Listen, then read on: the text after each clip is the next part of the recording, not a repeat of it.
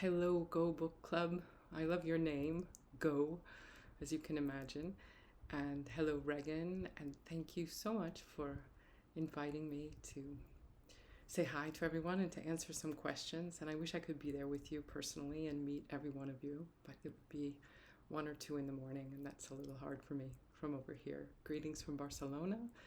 Thank you so very much for buying and reading the book and sending the questions. And I'm going to try to take as least amount of time possible to answer them so you can just have a great time together. I wish I could be there. This is the best I can do for now. Okay. Um, and I also want to say that I could probably write a book to answer each one of these questions. So, books about books, in a way. But the first one is that the book has a different structure and format than most books, and what were my thoughts and when I was creating the structure of the book. You know?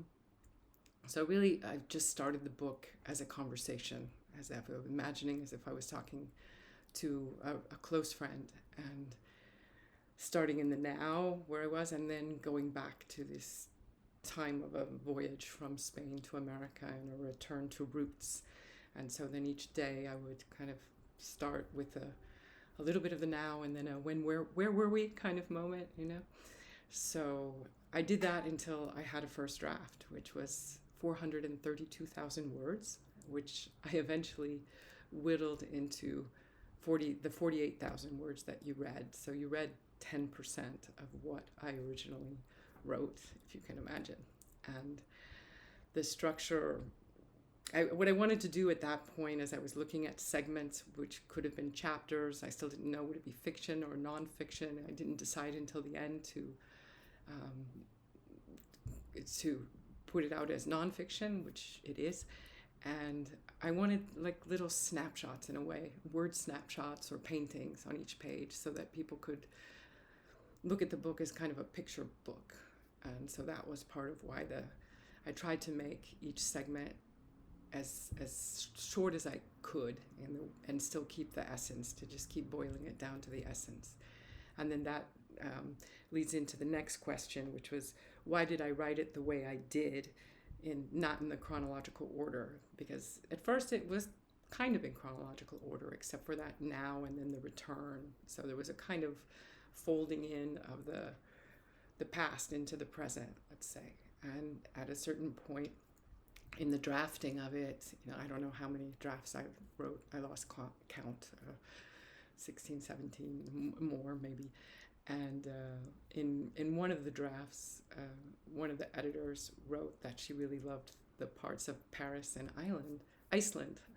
Islands are nice too, aren't they? But and for her, they were like some of the strongest and the best in the book. And I thought, well, if that's true, I think those should be right up front.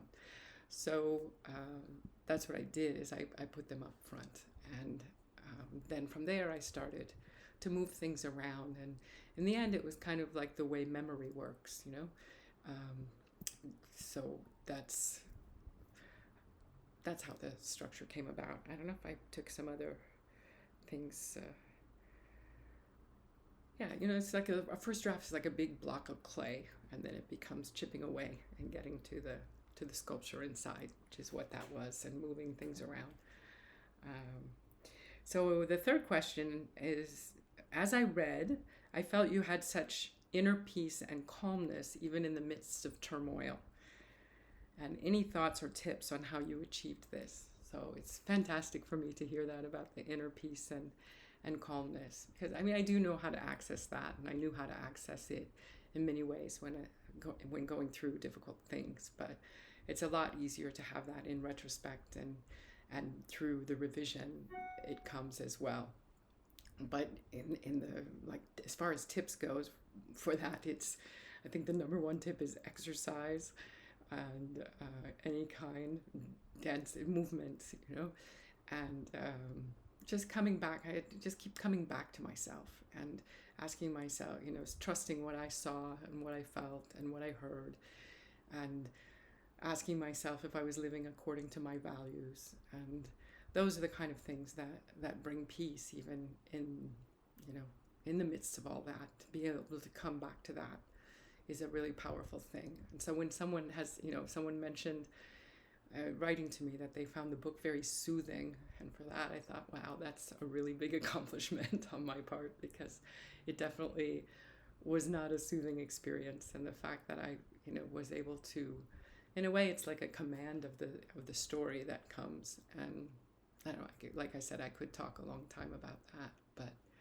I do think that the key to happiness is physical exercise. It's a big part. And friends. I don't know what I would have done without my friends. And family and all those things. I actually think that the answer to how I achieved that is in the pages itself, and the different things that I did, the swimming and what I did to help me move through it. So do you think you will, do I think I will move again is the question. And is there one place that will feel like home and where I will eventually want to stay? Or is home what I make it? I'm open to moving again, but I'm also happy here in Barcelona, and I would love to, make this my base, see if I can, figure that out. But I do like to move, and I know that in many ways I thrive on that. So it's just a matter of figuring out how to afford that for the rest of my life. That's the big challenge. And I do believe that home is where we make it, but I think that sometimes I'm sure you feel it yourself. Like in different places, there's a sort of resonance where it's easier to be yourself. I feel like it's easier to be me in certain places, and those places are easier to be home. I think there are some places that are easier than others, I guess would be the way to say that. But I think it's like I'm always learning and growing and changing, so I might have a different definition of that later. And when you move to different countries, what do you miss about other countries? And what commonalities or differences do you see in different countries, and what do you miss most? So that's another book I could write. But the main things I miss when I move are language. I even can miss foreign languages, and language and people, the people who I love. That's what I miss in different places. And that's what I miss most, but I can miss food, landscapes. In the US, I miss the walking and the community that's in European communities. What are some of the other, when I'm away from the US, I miss the wide open American landscapes. But I recently took a trip through the north of Spain in a car, and there's some of that there too, which is nice. And I do think that Americans tend to think more individually and Europeans think more communally. There's something to do with that American myth of making it on one's own, which I don't think any of us make it on our own from the time we are born until the time we die. We're always getting some kind of help, And so in that way, I think Americans might be more lonely, but I'm not sure on that. I'd have to explore that a little bit. And as far as commonalities and differences, those are some of the differences I'm talking about. But one commonality, I think, is that kindness is universal, and you can distinguish that even without language. You can see it in the eyes of people and the movements and the gestures. And I think kindness is, the greatest. The greatest of all I don't know if it's an attribute or a behavior, but I think it also comes from the soul, and there is a universal kindness, even if there are different ways to eat, sit at the table, what you eat, when you eat it, what times you eat, how you dress, all of that. I could talk a long time about that. And the next one is, you said you think about silence as voice, as a choice, as a speechless voice, or unspeakable silence. That's, I think, one of the shortest pages in the book, about 19 words on the page, which I also liked because I liked all the silence around it. And that's another reason I wanted to do those snapshots and reduce it to the least amount of words, so there would also be a lot of white space around the words to leave room for wonder, imagination, And for me, that's something about silence too, is that it leaves room for wonder. And thank you for the compliment about it. Somebody said it's brilliant, and that they're curious how it came to the conclusion. And I came to the conclusion at a time when I was being more silent, and I was getting some comments about that, about why I didn't talk to certain people or why I didn't talk about certain things. And I just think, it's a choice. I think saying nothing is saying something. And we decide who we want to give our words to. And if if you're silent, you're saying something. And I think that people too often need to say something. I feel like I have to, or I have felt like I have to explain things. And it was wonderful to reach a point where I felt like that's unnecessary to explain myself. And I often felt like it was a waste of time when I tried to do it, So that, and the speechlessness is just, I'm sure there must have been times in your life where you are left speechless. And that's also, another kind of voice in a way, a speechless voice. We're telling someone that we have no words for what we're hearing. And I think that's also valid. So I'm not sure, when I said I'm talking too much, I'm even wondering if I'm talking too much right now. So I think I mentioned that it's, it gives birth to wonder. Silence does. It gives birth to full listening. And I think it's okay to say it's a way of saying I prefer to wait to talk, perhaps. And, we decide who we feel like we owe words to, I guess, or who deserves our story. And I don't get careful about deserve, but it's in there, like earns.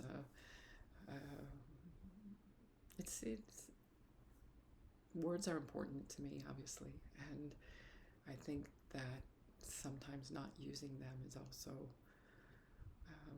a statement. So I think I've repeated myself or reiterated myself several times there. And I think it's also important to respect silence. I think it's okay to say I prefer to think for a while before I speak. And as long as it's a choice to speak or not to speak, And where are your favorite places you've ever visited? And gosh, there's so many that I can't think of many places I have enjoyed in some way. And, I wrote down some names here, like Italy, Japan, Hong Kong, Amsterdam, Bruges, Belgium, Thailand, most of the Western United States. I'm working on a third book right now where I'm writing about long trips driving alone through the Western United States, which were amazing. I loved driving across Idaho and Washington and Wyoming and Montana and Colorado, and Utah is a mind-blowing state to see. A lot of it is, I'm talking about the landscape too, but Yellowstone's my favorite national park, but they're all amazing to see. And I really liked the Columbia River Gorge, and Crater Lake in Oregon is amazing. I love the island of Porquerolles in the south of France. Galicia in Spain, that's on the northwest of Spain, facing the United States, facing the Atlantic. And Glastonbury, England is special. Montreal. I also like Bristol, England. I love Chicago, I love Paris, I love Prague, and I obviously love Barcelona. And I was in Kansas City when I was about 20, I think. That's the last time I was there, but I loved the plaza of Kansas City, and I've never forgotten it. I thought it would be a nice place to live.